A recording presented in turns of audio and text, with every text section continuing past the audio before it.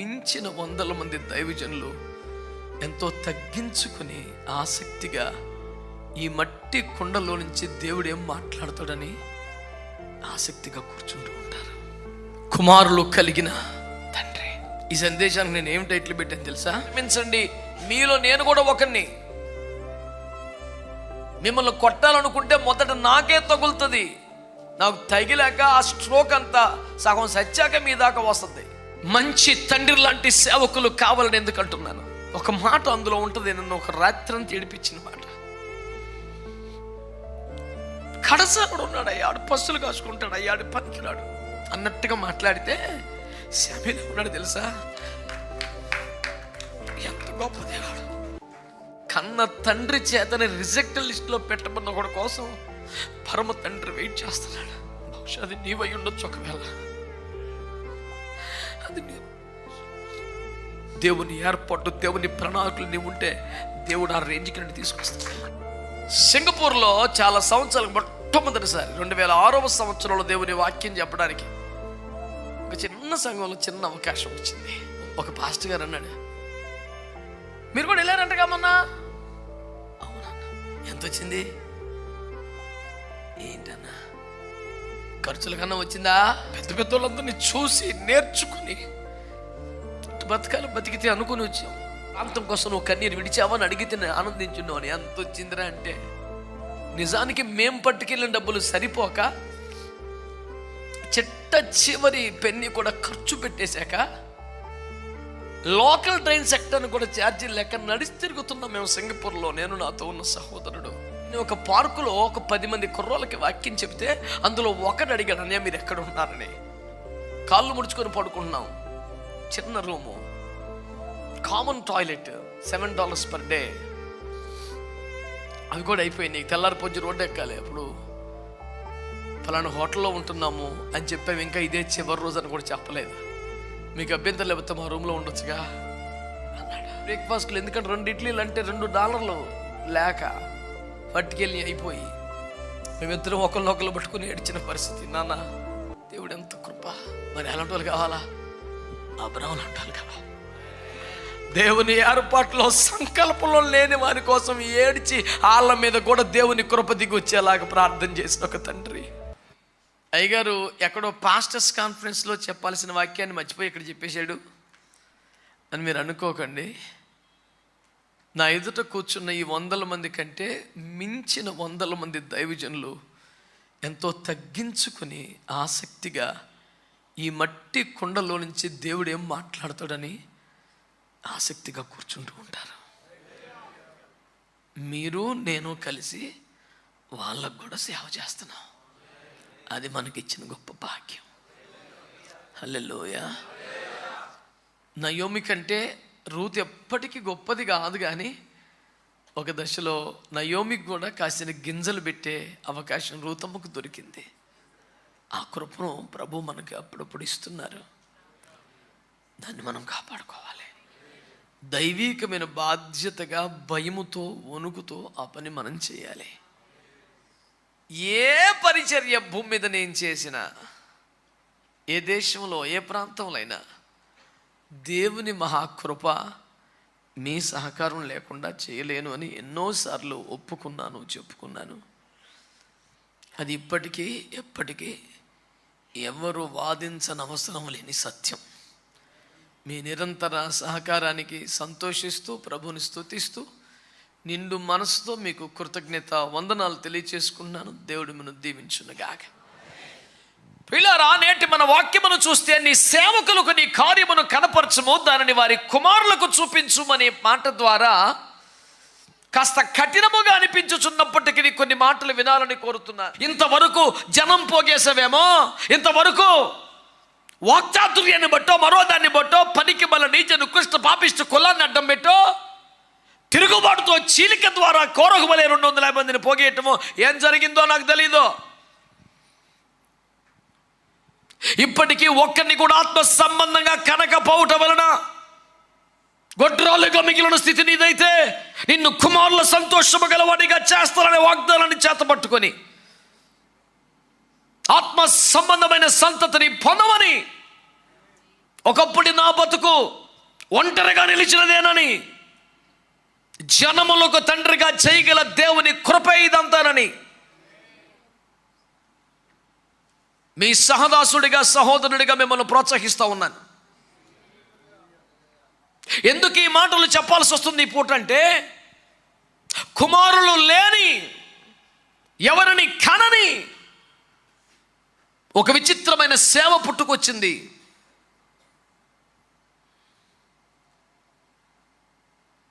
పురుషునితో గడపకుండా గర్భం వచ్చేది ఎట్లా, గర్భము రానిదే ప్రసవించేది ఎట్లా, ప్రసవించనిదే తల్లిదండ్రులు అయ్యేది ఎట్లా, ఈ న్యాచురల్ ప్రాసెస్ లేకుండానే తల్లిదండ్రులు అయ్యే విచిత్ర వైద్యమునే సాకుగా చూపి ఈనాటి సేవ రకరకాలుగా కొనసాగించేస్తున్నటువంటి చేదైన పరిస్థితులలో బైబిల్ మూలలోనికి, వాక్య క్రమాల్లోనికి రావలసిందేనని ప్రభు పేరిట నేను అందరికీ మనవి చేస్తున్నాను. ఆమేన్.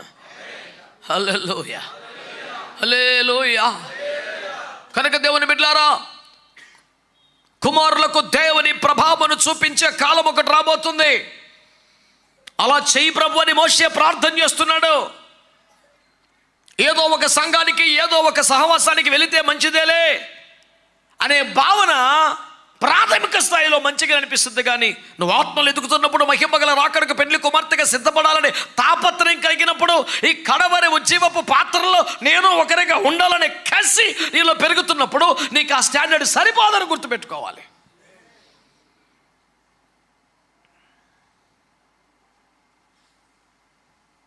ఈ లోకములో మంచి భవిష్యత్తు కోసం, పిల్లల చదువుల కోసం ఊర్లే మారిపోయిన వారు ఎందరు తల్లిదండ్రులు లేరు?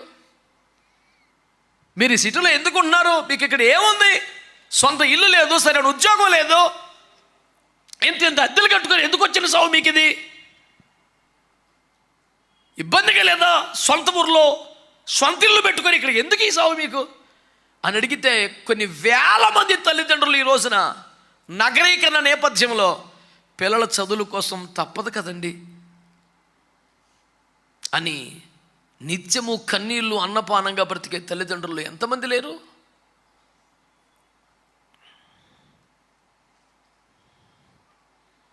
వాళ్ళ ఊర్లో వాళ్ళకున్నటువంటి స్కూల్లో, అక్కడున్న సౌకర్యమో మా పిల్లల ఉజ్వల భవిష్యత్తుకు చాలదనే నిర్ణయం కరెక్టే అనిపిస్తున్నప్పుడు, అందుబాటులో ఉన్న మందిరమో, అలవాటైపోయిన విధానమో, కంఫర్టబుల్గా కనిపించిన బోధ నిత్య మహిమకు, కడవరి ఉజ్జీవానికి, పెళ్లి కుమార్తె సంఘంగా ఎదగడానికి సరిపోదని అవగాహన నీకు ఎందుకు రావట్లేదు? మరి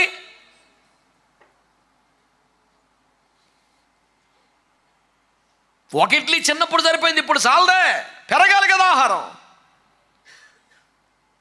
క్రీస్తునందు పసిబిడ్డలు అయితే పాలు సరిపోతాయి, పెళ్లి కుమార్తె సంఘానికైతే బలమైన ఆహారం కావాల్సిందే.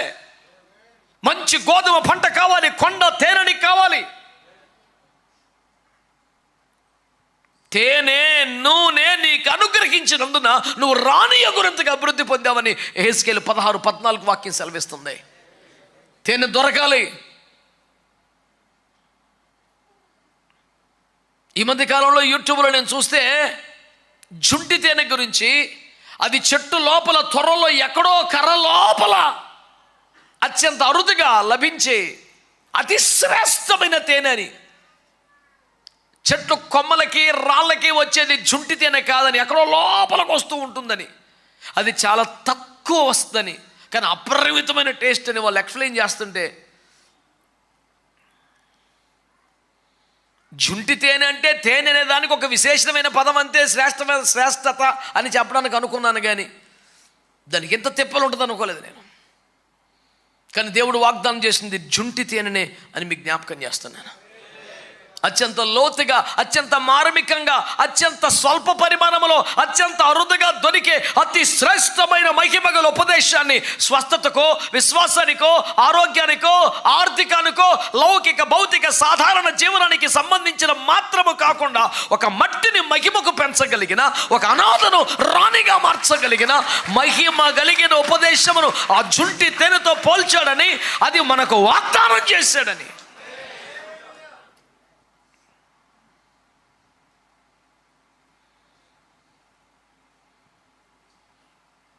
We cannot take it easy in this matter. చాలా సీరియస్గా తీసుకోవాల్సిన ముచ్చటిది.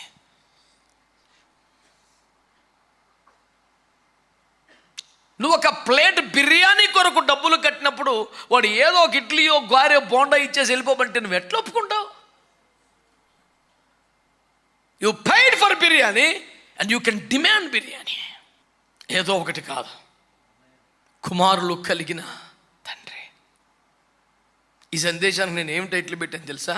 మంచి తండ్రి లాంటి సేవకులు కావాలి అని. మంచి ప్రసంగికులైన సేవకులు కాదు. మంచిదే, అఫ్కోర్స్ ప్రసంగికులు మనకు కావాలి, బోధకులు ఉపదేశకులు కావాలి, మంచి అద్భుతాలు చేసే మంచిది అవసరం. కానీ కడవరి గడియలో మోషే చేస్తున్న ప్రార్థన ఏమిటంటే, ఎలాంటి సేవకులు? ఒక మంచి తండ్రి లాంటి సేవకులు కావాలి. మీరు గుండె మీద చేయబెట్టుకొని చెప్పండి, ప్రసంగికులందరూ మంచి తండ్రులేనా? ఒకవేళ ఒక మంచి తండ్రి గొప్ప ప్రసంగికుడు కాలేకపోవచ్చు. గట్టిగా 10 నిమిషాల వాక్యము మాటలాడలేని ఎందరో ఘనులైన దైవజనులు తమ చేతికి అప్పగించబడిన ఆత్మలో మహిమ గల రాకడకు పెళ్లి కుమార్తెగా సిద్ధపరుస్తున్న అభిషేకాన్ని కలిగి ఉంటాం. నేను కళ్ళారా చూశాను. వాళ్ళు గట్టిగా అరగంట సేపు వాక్యం చెప్పలేరు, సరిగ్గా ఏ సంక్లిష్టమైన ప్రశ్నకు జవాబులు చెప్పలేరు. కానీ వారు ప్రభు సన్నిధిలో మోకాళ్ళ మీద దేవుని సన్నిధిలో ప్రసవేదంతో కన్నబిడ్డలే. ఆ సంఘం అంతా వాళ్ళు ఎత్తుకొచ్చిన వాళ్ళు కాదు. కన్నీ వదిలేయలేదు, కాపాడుకుంటున్నారు కన్నీళ్లతో, ప్రార్థనలతో. వాళ్ళని ఎలాగైనా మహిమ గల రాకడకు సిద్ధపరచడానికి ప్రయాసపడతా ఉన్నారు. ఇదే సమయంలో అత్యద్భుతంగా అనర్గళంగా మాట్లాడిన కాలికేస్తే మేలికేస్తే ఎన్ని తిక్క ప్రశ్నలు వేసినా అద్భుతంగా జవాబు చెప్పగలిగిన వాళ్ళు ఒక మంచి తండ్రిగా లేకపోవటాన్ని చూశాను. అందుచేత ఈ ఉదయకాలం మనందరి ప్రార్థన, దేవుని ఆత్మ నాలో నుంచి మాట్లాడుతున్న ఒక పిలుపు ఏమిటంటే, దైవ సేవకులు ఒక మంచి తండ్రి లాంటి సేవకులు కావాలి. అప్పుడు కుమారుల గురించి మాట్లాడదాం. ఎప్పుడు మా మీద పడతారు? అవును, మొదట నేను ఒక మంచి ప్రసంగికుడిగా, నేను ఒక మంచి అద్భుతమైన ఒక నాయకత్వ లక్షణములు కలిగిన వ్యక్తిగా, నిర్వహణ సామర్థ్యము కలిగిన వ్యక్తిగా కాదు, ఒక మంచి తండ్రిగా ఉండాలని దేవుని వాక్యం తెలియజేస్తుంది. నేను మీకు తండ్రి లాంటి వాడిని, మీ నీకు తండ్రి స్థానంలో నన్ను మీరు తండ్రి అని పిలవండి అని పిలిపించుకొని గౌరవంతో మురిసిపోవటం కాదు, ఒక తండ్రిగా బ్రతకాలి అనే తాపత్రయాన్ని దేవుని వాక్యం ద్వారా తీసుకుంటున్నాను. ఆమేన్. మంచి తండ్రి మంచి తండ్రి అని 10 సార్లు అంటున్నావు కదా, ఏమిటి నీ తాత్పర్యం? ఒకవేళ ఈ సందేశాన్ని వింటున్న దైవజనుల్లో ఎవరైనాను సేవకులు నిందిస్తున్న ప్రసంగంగా దీన్ని భావిస్తే నన్ను క్షమించండి. మీలో నేను కూడా ఒకరిని. మిమ్మల్ని కొట్టాలనుకుంటే మొదట నాకే తగులుతుంది. నాకు తగిలాక ఆ స్ట్రోక్ అంతా సగం సచ్చాక మీ దాకా వస్తుంది. ఈ విషయాన్ని గమనించాలని కోరుతున్నాను. దైవజనుడైన సమయంలో దేవుని ఆత్మచేత యెషయా ఇంటికి పంపించబడ్డ సందర్భంలో అతని కుమారుల్లో ఒకరిని నువ్వు ఇశ్రాయేలు మీద రాజుగా అభిషేకించాలని దేవుడు చెప్పి పంపితే, ఒకప్పటి వలె బుడ్డిలోని తైలముతో కాక కొమ్ములోని తైలమును పట్టుకొని ఆమేన్ ఒక బలమైన రెట్టింపు సేవ చేసే యోగ్యుడు సేవకుడిని సిద్ధపరచాలి, అభిషేకించాలని సౌలు పతనమైపోయి చల్లారిపోయినప్పటి నుంచి భయంకరంగా ఏడుస్తున్న వ్యక్తిగా సమూయేలు సిద్ధపడి ఎదురు చూస్తున్నాడు. 1 2 3 4 5 వరుస పెట్టి వస్తున్నారు కాదు, వాళ్ళ నాన్నగారు తెస్తున్నారు. ఈడే కరెక్ట్ అని వాళ్ళ నాన్నగారిని యెషయా కాదు, దైవజనుడు సమూయేలు కూడా ఎవరిని చూసినా ఫిక్స్ అవుతున్నాడు, ఇతనై ఉండొచ్చు అని. దేవుడు ఏకంగా క్లాస్ పీకాల్సిన పరిస్థితి వచ్చింది. మనుష్యుడు పై రూపాన్ని చూస్తాడో, దేవుడు నేనైతే హృదయాన్ని చూస్తున్నానని. ఓ సమూయేలు నువ్వు కూడా సాధారణ మనుషుల వలె పైరూపాన్ని చూడకు, హృదయాన్ని అంతరంగాన్ని చూడు అని దేవుడు మాట్లాడుతున్నాడు. తీరా వస్తే ఇతడు పర్ఫెక్ట్, ఇతడు కరెక్ట్ పర్సన్ అనుకున్న 100ని దేవుడు రిజెక్ట్ చేశాడు. కాదు కాదు కాదు అన్నాడు. అసలు పిలవక్కర్లేదనుకునే పిల్లోని దేవుడు కోరుకుంటున్నాడు, వాని కొరకు ఎదురు చూస్తున్నాడు. ఆమేన్, ఆమేన్. అప్పుడు శామ్యూల్ అంటాడు, నీకు ఇంకా కుమారులు ఉన్నారా, నీకు ఇంకా కుమారులు ఉన్నారా అని అంటే, చెప్పక తప్పని పరిస్థితుల్లో కడసారి వాడు ఒకడు ఉన్నాడు. అయితే వాడు పశువులు కాసుకుంటాడు అంటే వాడు అక్కర్లేదులే, రాజుకు పనికొచ్చే క్వాలిటీలు వాళ్ళు ఉండవులే, ఇశ్రాయేలు మీద రాజుకు అభిషేకించవలసిన వాడు ఖచ్చితంగా వాడు అయి ఉన్నాడులే. అసలు ఎప్పేర్ అవ్వకుండానే వాడికి క్వాలిటీ లేదని, వాడు క్వాలిఫైడ్ కాదని రిజెక్టెడ్ లిస్ట్లో పెట్టేసిన ఒక అద్భుతమైన తండ్రి యేసయ్య.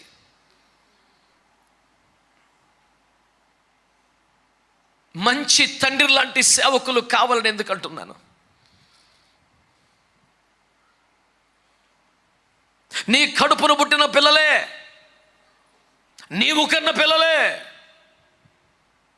ఎందుకు శరీర సంబంధమైన లౌకికమైన ఆత్మ కలిగి ఉన్నా అభిషక్తులు ఇంత వెయిట్ చేస్తున్నాడే.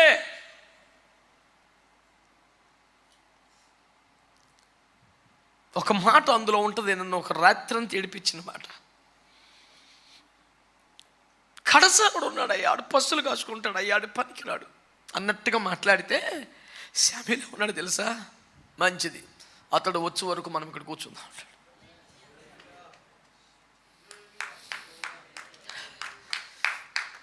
ఎంత గొప్ప దేవుడు! కన్న తండ్రి చేతని రిజెక్ట్ లిస్ట్లో పెట్టమన్న ఒకటి కోసం పరమ తండ్రి వెయిట్ చేస్తున్నాడు. నేను నమ్ముతున్నాను, దైవజనుడిగా ప్రవచిస్తున్నాను, కొన్ని ప్రాంతాల్లో ఉజ్జీవం, కొన్ని సంఘాల్లో ఉజ్జీవం దేవుని ఏర్పాట్లో ఉన్న వ్యక్తి కొరకు వెయిట్ చేయబడుతుంది. బహుశా అది నీవై ఉండొచ్చు, ఒకవేళ అది నీ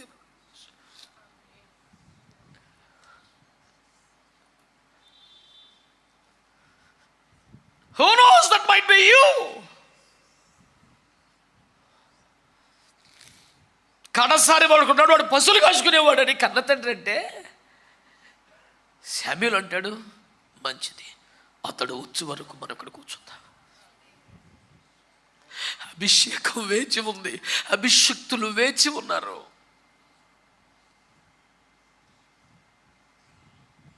Heavy weight anointing is waiting for David, a cowboy.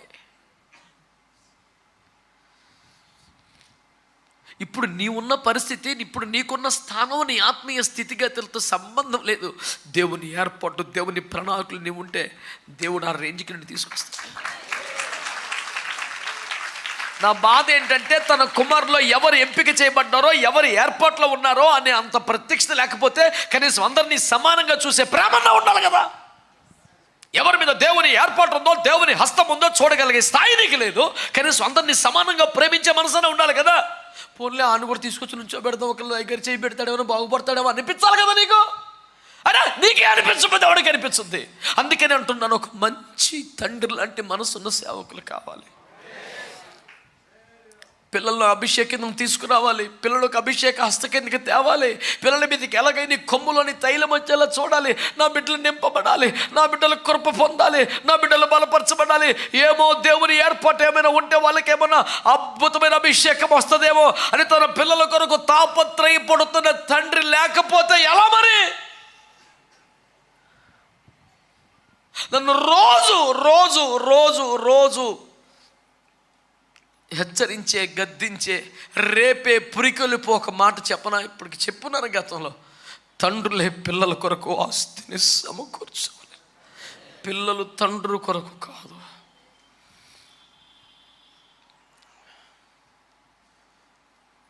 సింగపూర్లో చాలా సంవత్సరాలకు మొట్టమొదటిసారి 2006వ సంవత్సరంలో దేవుని వాక్యం చెప్పడానికి ఒక చిన్న సంఘంలో చిన్న అవకాశం వచ్చింది.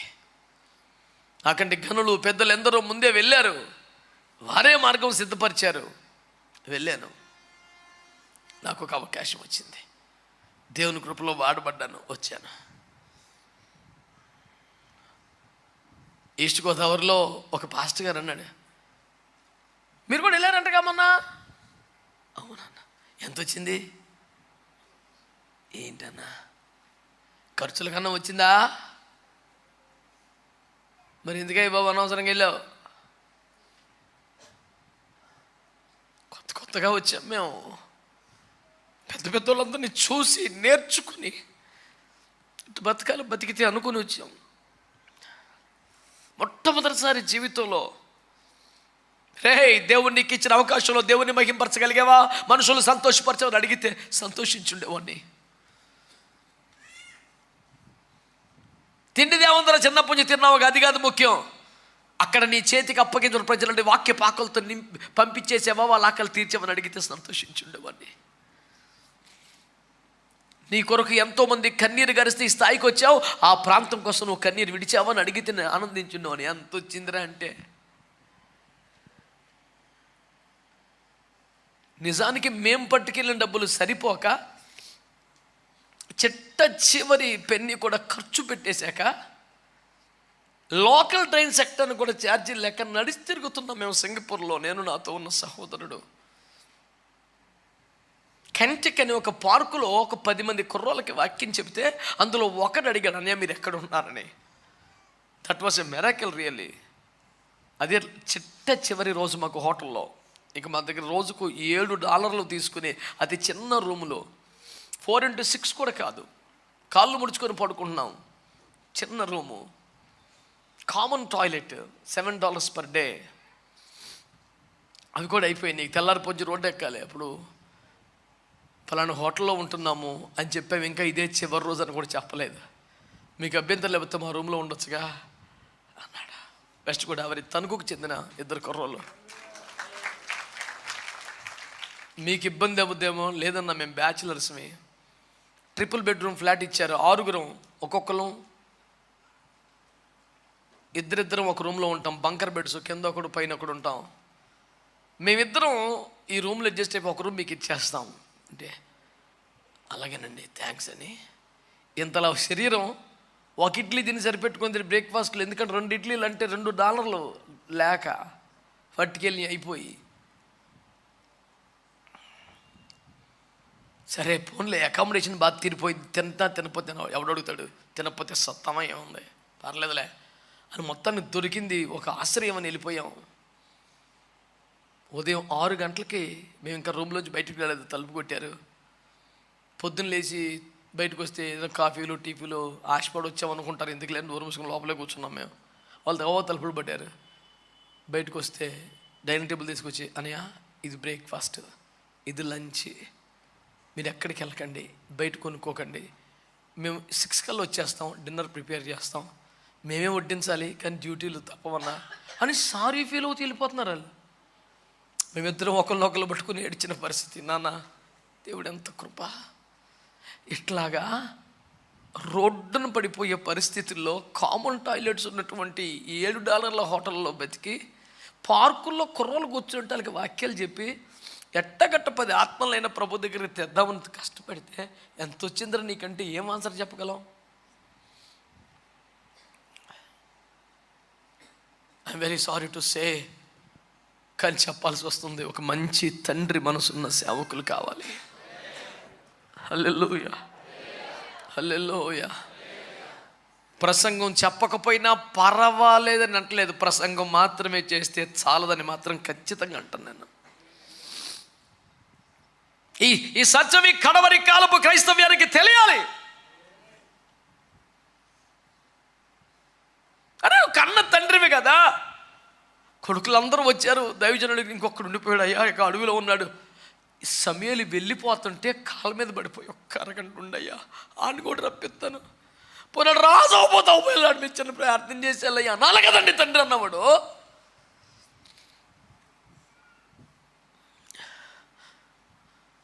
ప్రేమ లేని తండ్రులు, బాధ్యత లేని తండ్రులు ఎందరో కనబడుతున్నారు. తండ్రి ఎలా ఉండాలి చెప్పనా? ప్రేమ గలవాడిగా, బాధ్యత గలవాడిగా మాత్రమే కాదు, ఎవడి మీద దేవుని ఏర్పడుతుందో చూసే స్థాయి. నీ కుడి చెయ్యి మనష్య మీద పెట్టు, ఎడమ చెయ్యి ఎఫ్రై మీద పెట్టని యోసేపు రిక్వెస్ట్ చేస్తున్నాడు యాకోబుని. యాకోబుకు చూపు కనబడటం లేదు కాబట్టి, కానీ జంబ్లింగ్ సిస్టంలో ఈ చెయ్యి ఇటు పెట్టాడు, ఈ చెయ్యి ఇటు పెట్టాడు. నాన్న అది కాదు నాన్న అంటే, నాకు తెలియను, మై సన్ ఐ నో. ఒక సింహగర్జన లాంటి స్వరం నాకు తెలుసు. నాన్న నాకు కనబడదు వెలిచూపే, అంతరంగములో చూడగలుగుతున్నాడు. ఎవడి మీద దేవుని హస్తం ఉందో, ఎవడి మీద దేవుని కుడి చేయి నిలిచి ఉందో, ఎవడి మీద దేవుని ఏర్పాటు ఉందో ఆత్మలో చూడగలుగుతున్నవాడు కదా తండ్రి అంటే.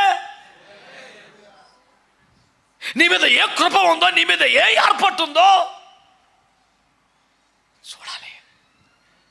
దానికి తగ్గట్టు నేను అభిషేకించి పంపాలి.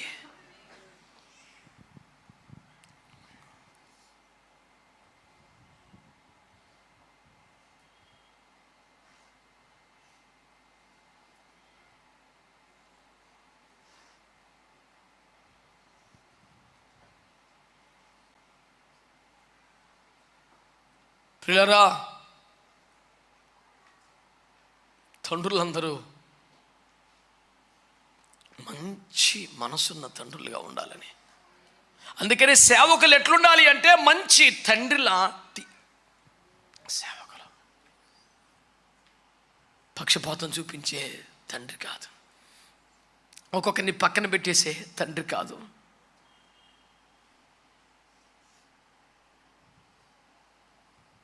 మామూలుగా పైపైన ఒక మాట అంటాను, ఒక ఉద్దేశము, ఏర్పాటు, దేవుని సంకల్పము ఏమీ లేకుండా నువ్వు భూమి మీద ఉన్నావా?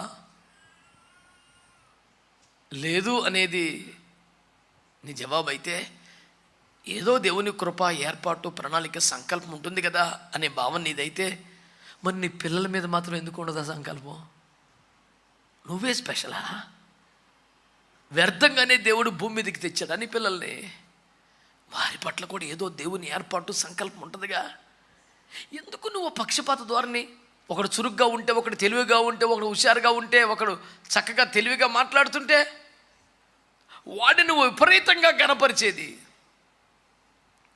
ఒకరు కొంచెం డల్గా కనపడదా, ఆడి పనికిరాడు, ఆడి వేస్ట్ అని నువ్వే తీర్పు తీర్చేది.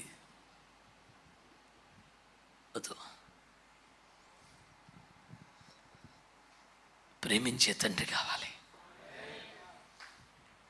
తమ బిడ్డల మీద దేవుని ఏర్పాటును, సంకల్పాన్ని చూడగలిగే తండ్రి కావాలి.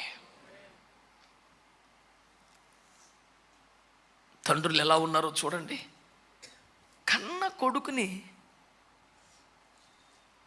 ఒక వివక్షగా చూస్తున్న తండ్రి. అదే సమయంలో మొదటి గ్రంథంలో 20వ అధ్యాయం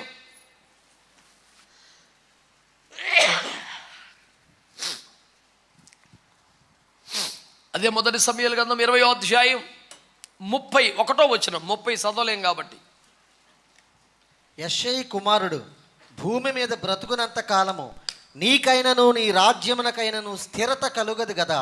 కాబట్టి నీవు వర్తమానము పంపి అతనిని నా దగ్గరకు రప్పించుము. నిజముగా అతడు మరణమునకు అర్హుడని చెప్పాను. ఈయన ఒక సూపర్ తండ్రి. ఏమి తండ్రి అండి! భయంకరమైన పచ్చి తిట్లని తిట్టాడు 30వ వచనంలో. 31వ వచనంలో తన కోపానికి కారణాన్ని ఎక్స్ప్లెయిన్ చేస్తున్నాడు. రే పిచ్చి మొహవాడా, ఈ తెలివితేటలు లేవురా. ఆడు బతికుండగా, ఆయన ఉద్దేశంలో ఆడు అంటే దావీదు, ఆడి బతికుండగా ఈ రాజ్యమైనను సింహాసనం నీకు రాదురా. రే సౌలో, దావీదు సింహాసనం రాజ్యాన్ని లాక్కునేవాడైతే ఇప్పుడు దాకా నువ్వు కుర్చీలో ఉండవు. గొల్లియాతును చంపినప్పుడే జనమందరూ వెళ్ళిపోయారు. కానీ జనమందరూ దావీదు పక్షంగా వచ్చిన తర్వాత కూడా దావీదు సౌలు ఆయుధములు మోసేవాడుగా నిలబడ్డాడు. ఎవడు దేశం పరువు కాపాడాడో, ఎవడు నీ సింహాసనం నిలబెట్టాడో, ఎవడు నీకు సెక్యూరిటీగా వెనకుండి నిన్ను కాపాడుకుంటున్నాడో అని లేపేసే తెలివి తక్కువతనం నీకు తయారైంది రోజున. ఎందుకు ఇదంతా అంటే ఒక అనవసరమైన బుద్ధి లేని పిచ్చి పిచ్చి ప్రేమ. నాన్న నువ్వు ఎందుకు దావీదును చంపాలనుకున్నావుడే? పిచ్చి మొహవాడా, అడిబెచ్చుకొని నువ్వు ఎట్ట కింగ్ అవుతావు? దావీదే యోగ్యుడు గనక, దావీదే దేవుని ఏర్పాట్లో ఉన్నవాడు గనక, దావీదు దేవుని చేత అభిషేకించబడ్డవాడు గనక, సమూయేలు చేత కొమ్ములోని తైలం చేత నింపబడి పంపించబడ్డవాడు దావీదు గనక, ఇలాంటి ఒక అభిషక్తుడు ఉండగా ఇలాంటి అభిషేకము ఏర్పాటు లేని నా కొడుకు ఫైల్లోకి రాడు గనక అని చంపేస్తే వీడికి ఇంగవుతాడని ఏమి పాపిష్టి నీచ నికృష్ట దుష్ట తలంపండిది. చెయ్యి.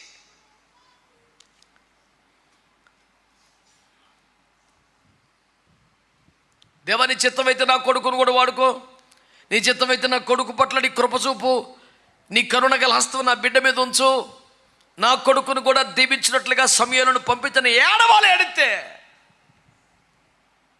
అమ్మో ఆడుండగా మనోళ్ళ లైన్లోకి రావడానికి చంపేద్దామని తిరుగుతున్నామంటే మళ్ళీ అడిగే చెప్తున్నాడు, నువ్వు ఎల్లగొల్లకి ఇంటికి రప్పించడాన్ని భోజనానికి అని ఇదోటి చెప్పి నేను చంపేతానని.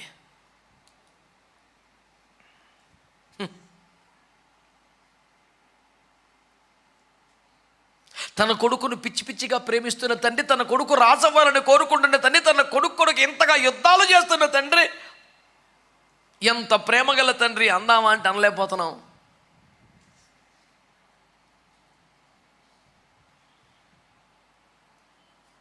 మరి ఏం తండ్రి ఆ తండ్రి?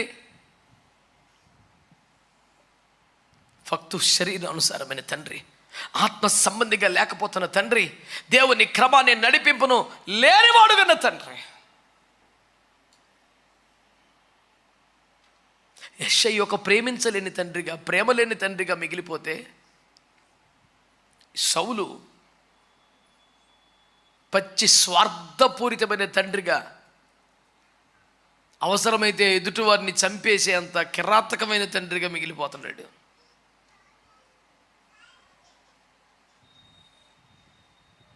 రాజుల 2వ గ్రంథం 20వ అధ్యాయం 15వ వచనం నుండి కాస్త ఓపిక చదవాలి. నీ ఇంటిలో వారు ఏమేమి చూచిరని అడుగగా హిజ్కియా, నా పదార్థములలో దేనిని మరుగు చేయక నా ఇంటిలోనున్న సమస్తమును నేను వారికి చూపించి ఉన్నానెను. అంతటా యెషయా హిజ్కియాతో ఇట్లనెను, యెహోవా సెలవిచ్చు మాట వినుము. వచ్చు దినములలో ఏమీ మిగులకుండా నీ నగరునందున్న సమస్తమును నేటి వరకు నీ పితరులు సమకూర్చి దాచిపెట్టినదంతయును బబులోను పట్టణములకు ఎత్తుకొని పోబడునని యెహోవా సెలవిచ్చుచున్నాడు. మరియు నీ గర్భమందు పుట్టిన నీ పుత్ర సంతును బబులోను రాజు నగరనందు నపుంసకులనుగా చేయుటకై వారు తీసుకొని పోదురు. ఇంకా అందుకు హిజ్కియా, నీవు తెలియజేసిన యెహోవా ఆజ్ఞ చొప్పున జరుగుట మేలే, నా దినములలో సమాధానము సత్యము కలిగిన ఎడల మేలే కదా అని యెషయాతో అసలు ఏ రకమైన తండ్రి అండి ఆ మనిషి? చిచ్చే, నాకు అసలు పిచ్చి కోపం వచ్చేది క్యారెక్టర్ని చూస్తే. ఏడ్చి ప్రార్థన చేసి 15 సంవత్సరాలు ఆయుష్ను సంపాదించుకున్నట్టు పేనం చేస్తాక జనాలకి అనకూడదు, కానీ ఆ రోజు పిలుపుకి రెడీగా సిద్ధపడి వెళ్ళిపోతే ఎంత బాగుండేది. నా నైవేద్యాలు జ్ఞాపకం చేసుకొని, నా దహనములను జ్ఞాపకం చేసుకొని, నీ దగ్గర ఎట్టబతికాను జ్ఞాపకం చేసుకొని ఏడిస్తేవి. దేవుడు కనికరించి, దేవుడు నిన్ను స్వస్థపరిచి, నీకు ఆయుష్నిచ్చి 15 ఏండ్లు పొడిగించి, ఆ క్యాన్సర్ తర్వాత కోలుకొని బతకడమే గొప్ప అంటే మళ్ళీ నీకు సంతానాన్ని ఇచ్చి ఇన్ని కృపలు దేవుడు ఏర్పాటు చేస్తే, చేసిన పనికి మన నిర్వాహకం శాతగానే అవ్వడం వల్ల తన దేశము, తన రాజ్యము బబులోను చెరలోకి వెళ్ళిపోయే ఒక భయంకర పరిస్థితి కారకుడయ్యాడు.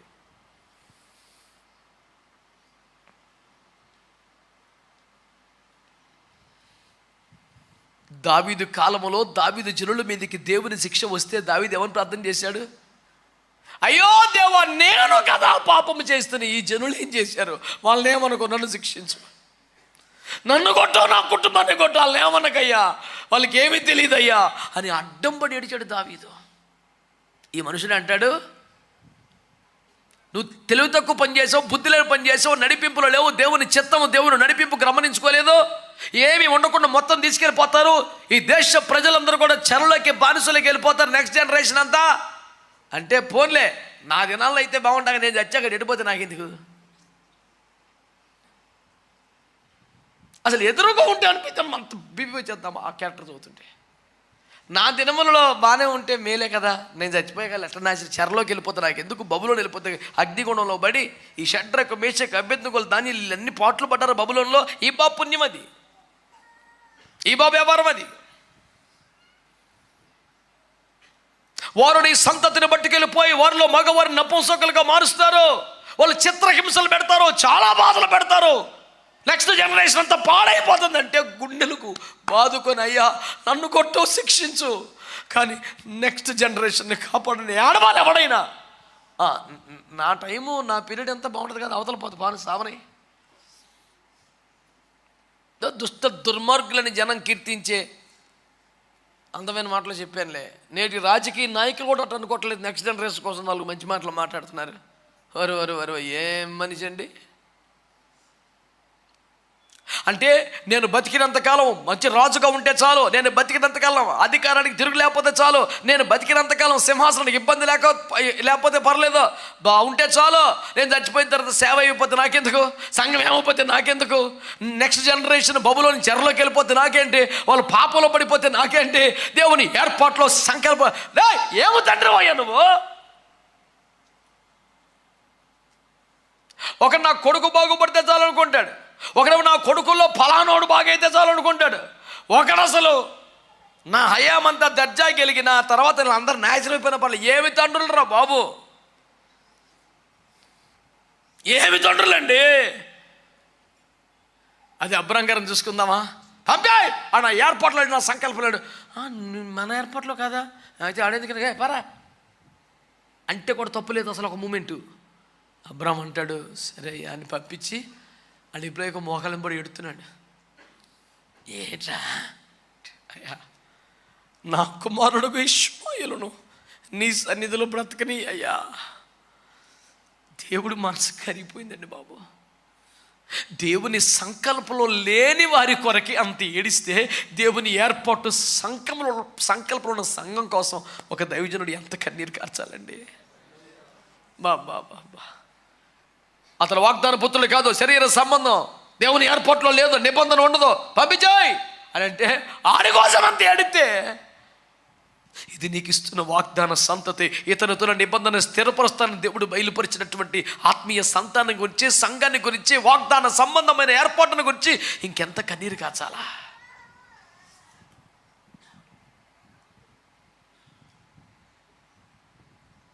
ఏమి ఆదర్శం అండి మిగిల్చారో.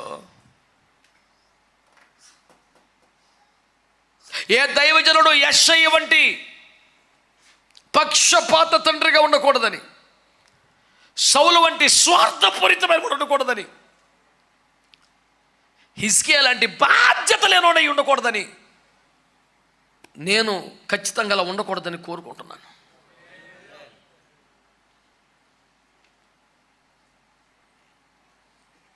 మీకైనా ఈ భూమి మీద క్రైస్తవులు ఎవరికైనా ఒక యెషయా లాంటి తండ్రో, ఒక సౌలు లాంటి తండ్రో, ఒక హిజ్కియా లాంటి తండ్రో, ఏ దైవజనుడు అలాంటి తండ్రిగా ఉండకూడదని నేను కోరుకుంటున్నాను.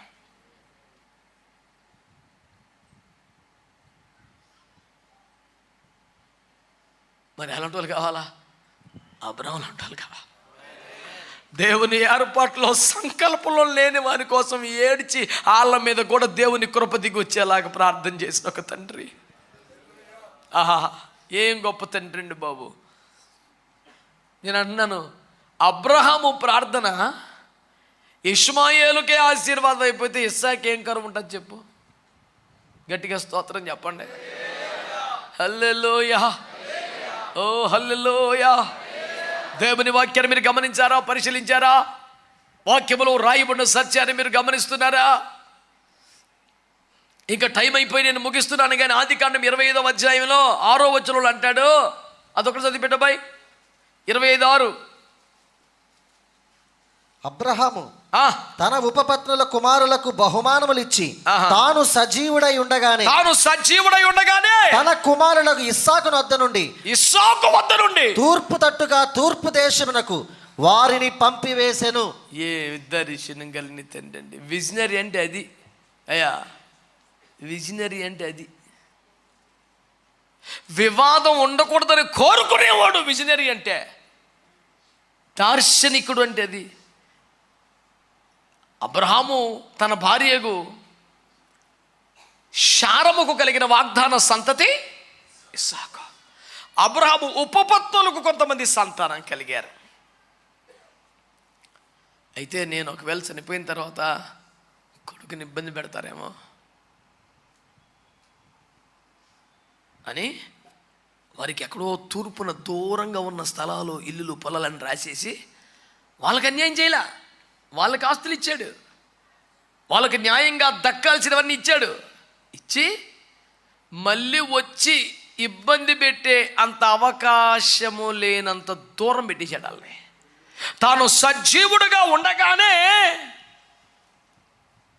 ఇస్సాకు నుండి వారిని దూరం పెట్టాడు. ఎందుకంటే నేను చనిపోయాక వివాదం రాకూడదు. తండ్రి అంటే అది. నేను ఉన్నంతకాలం ఎట్టకొట్ట గడిపేసి ఆ తర్వాత తాంబూలు ఇచ్చాం, తనుగు సావునంటే వాళ్ళు చస్తారు, మనకెందుకు? నా దినములలో సమాధంగా ఉంటే మేలే కదా, నేను చచ్చిపోక లేవైతే నాకెందుకు? అదేమో రకం అండి బాబు, చిచ్చే.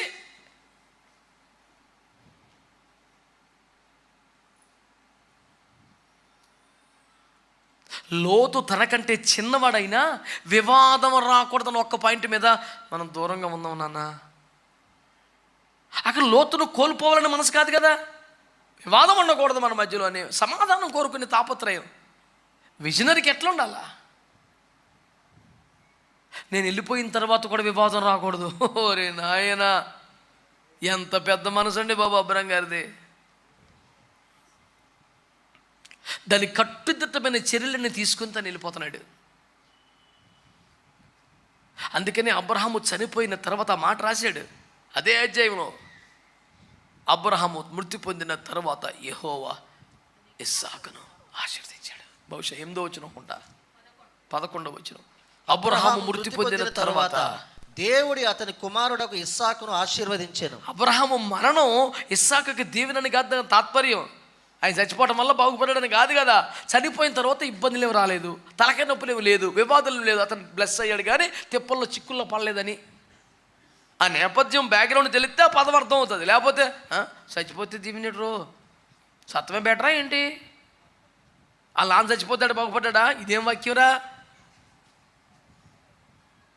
తిప్ప లేకుండా తలకాయ నొప్పి లేకుండా కేవలం బ్లెస్సింగ్ ఎంజాయ్ చేసేలాగా సెట్ చేసి చచ్చిపోయాడు.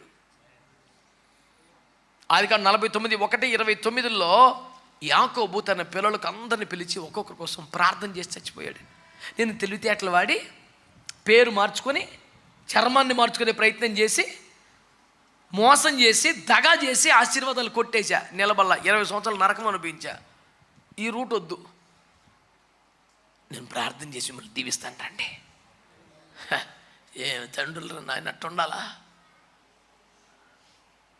జరగబోయి చెప్పి నాన్న ఇట్లా జరుగుద్ది, నువ్వు ఇలాగుండు, రే నాన్న ఇది రే లేవి షిమియోను మీ కోపం తగ్గాలి, యోధా నీ పరిస్థితి ఉంటుంది, ఇశ్శాఖరో నువ్వు ఇట్లాగా అందరికీ చెప్పాల్సినవి చెప్పి ప్రార్థన చేసి కాలు ముడుచుకొని చచ్చిపోయాడంట. నెక్స్ట్ జనరేషన్ బాగుండాలని, వాళ్ళు పవిత్రులు ఉండాలని, దేవుని చిత్తములో ఏర్పాట్లో ఉండాలని వారి కోసం ప్రార్థనలు చేసి వారిని సిద్ధపరిచి అన్ని సెటిల్ చేసి వెళ్ళిపోతున్న వారు మంచి తండ్రులుగా మనకు కనబడుతున్నారు. ఈరోజున మన భారం, మన ప్రార్థన ఏంటి? ప్రతి దైవజనుడు మంచి తండ్రిగా ఉండాలి. మన సందేశం ఏమనుకున్నాం? మంచి తండ్రి లాంటి సేవకులు కావాలి. మన ధ్యానంలో ఈరోజు ప్రభు మన ముందు పెట్టింది ఒక అబ్రహాము లాంటి తండ్రి. ఆమెనంటలా ఎవరి మీద దేవుని ఏర్పాటు హస్తముందో చూడగలిగి వారిని ప్రార్థించి దీవించి సిద్ధపరిచే యాకోబు లాంటి తండ్రి. ఆమేన్, ఆమేన్.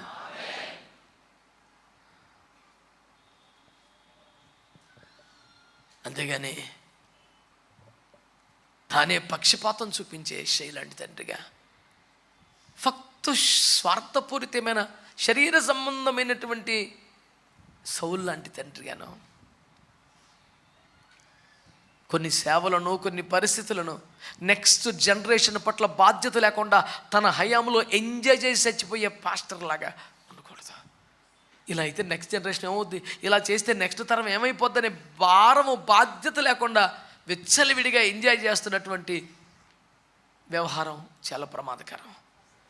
వింటున్న ప్రజలారా, ఎవరిలో అయినా యెషయా వంటి పోకడా, ఒకవేళ అది చిన్న పొరపాటుగా మనం ఎంచినా పోనీ, ఎవరిలోనైనా సౌలు వంటి స్వభావం, హిజ్కియా వంటి బాధ్యత రాహిత్యం కనపడితే మీకు మేలు కలగదని నేను హెచ్చరిక చేస్తున్నాను. అబ్రాహాము లాంటి, యాకోబు లాంటి మంచి తండ్రులు, ప్రతి దైవజనుడు అలా ఉండాలని, ప్రతి విశ్వాస బిడ్డకి అలాంటి తండ్రి లాంటి సేవకులే దొరకాలని నేను హృదయపూర్వకంగా కోరుకుంటున్నాను, ప్రార్థిస్తున్నాను. నేను అలా బ్రతకాలని అప్పగించుకుంటున్నాను. మంచి తండ్రుల గురించి పూట నేర్చుకున్నాం. ప్రభు చిత్తమైతే మంచి కుమారులు ఎలాగ ఉండాలి, మళ్ళీ ఆధారం ధ్యానిద్దాం. ప్రార్థన పూర్వకంగా సిద్ధపడరండి. దేవుడు నాతోనే మాట్లాడాలి, దేవుడు నన్నే సంధించాలి, దేవుడు నన్నే సిద్ధపరచాలి, నాకు ఆకలిగా రండి. దేవుడు మిమ్మల్ని దీవించును కాక.